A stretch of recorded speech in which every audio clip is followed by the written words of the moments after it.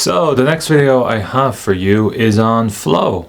Flow is something that's in relation to, oh my god, how do we resolve this? How do I pump out enough information in this video? Thesis, most people don't. I have not put page numbers on my own thing here, but I am exempt from criticism here for the moment. Roman numerals, the bane of everyone's life. I'm going to show you how to do Roman numerals here. Culprit of not having a consistent style.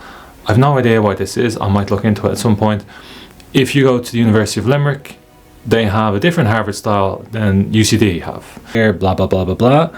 And then look, there's the reference, McDougall 2009.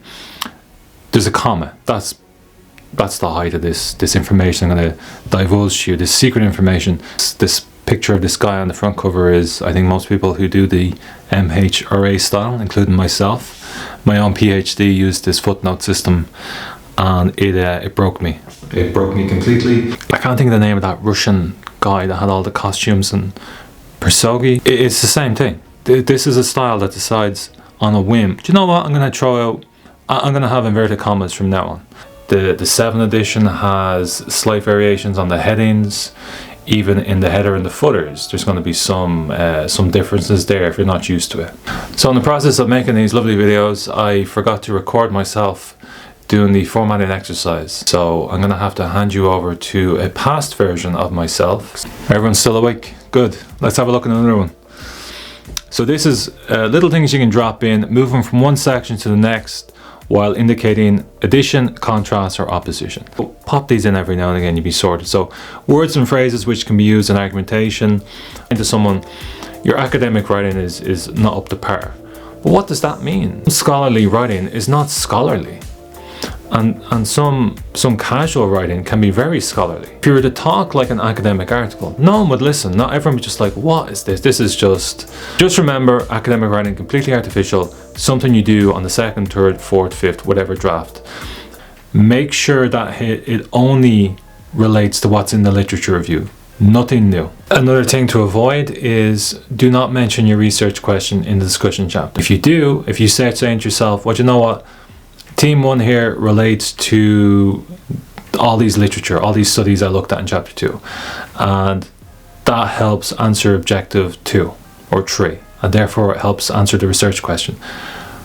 If you do that now, when you get to your conclusion chapter, you're going to be scratching your head because you're going to think, well, what am I going to say here?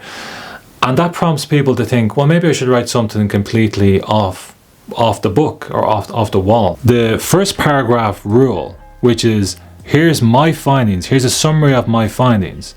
And now we're going to introduce paragraph 2 into the equation. You're basically just blending the two together now. So, and we can see in these examples, so let's just have a look at paragraph 2 here. So conversely, participants in the control and print conditions exhibited a decline in the percentage of individuals who regarded themselves as experts in applying the RCE strategy. So we are mentioning the findings, which is clearly quantitative because we have statistics here, we have percentages. But look, lo and behold, not too far away, we have the literature introduced and how that relates to your own findings. Now, that's the quantitative aspect, but where, Bill, where's the qualitative part? I mean, this is a mixed methods. Okay, well look, just hang on a sec. If we move over now, there it is there. Look, there's quotes from the people that were interviewed. And there's also a percentage there.